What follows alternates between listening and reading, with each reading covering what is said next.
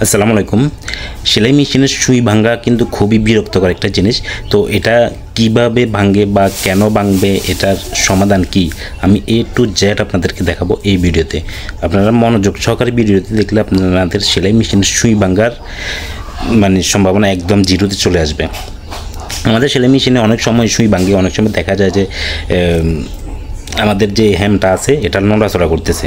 এটা নড়াচড়া কখন করে, হ্যামটা যদি দীর্ঘদিন ব্যবহার করা হয় তখন কিন্তু এটা এদিক সেদিক নড়াচড়া করে, লুজ হয়ে যায় আর কি। তো লুজ হয়ে যাওয়ার পরে কিন্তু সেলাই মেশিনে যখন আমরা সেলাই করি, হ্যামটা যেহেতু নড়াচড়া করতেছে, সেলাই করার সময় এদিক সেদিক যাচ্ছে, তখন কিন্তু হ্যামের উপরে পড়ে সুই ভেঙে যায়। তো এটা খেয়াল করতে হবে, হ্যামটা যদি নড়াচড়া করে তাহলে আপনারা নতুন একটা হ্যাম কিনে এনে লাগাবেন, তাহলে কিন্তু হ্যাম নড়াচড়ার বিষয়ে আর সুই ভাঙবে না। আরেকটা বিষয় ফলো করবেন, আমাদের হ্যামের কিন্তু দুইটা দাঁত দেখতেছেন, একটা দাঁত একটু বড়, একটা দাঁত একটু ছোট, সামনের দিকে যে এইগুলো দেখা যাচ্ছে আর কি। তো এই দাঁতগুলোর মাঝখানে কি সুইটা আছে কি না দেখবেন। আমার এই মেশিনের কিন্তু এই দাঁতগুলোর মাঝখানে নাই, একটু ভালো করে খেয়াল করলে বুঝতে পারবেন। এক সাইডে বাম সাইডে একটু বেশি দেখা যাচ্ছে, ঘেঁষে আছে আর কি।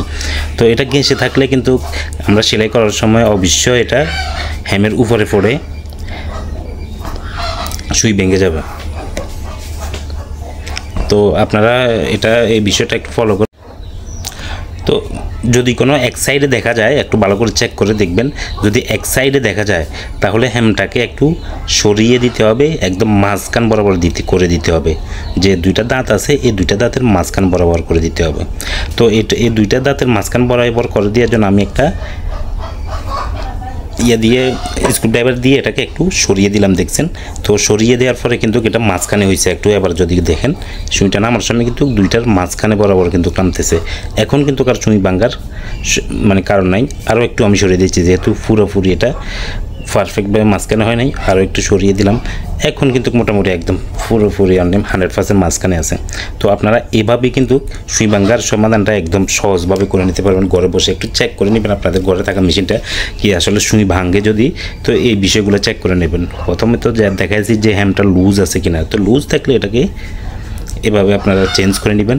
আর যদি কোনো দেখা যায় যে এটা সুই লুজ নাই, তারপরে কি করবেন, এটা হ্যামটাকে মাঝখানে আছে কিনা ওই জিনিসটা চেক করবেন।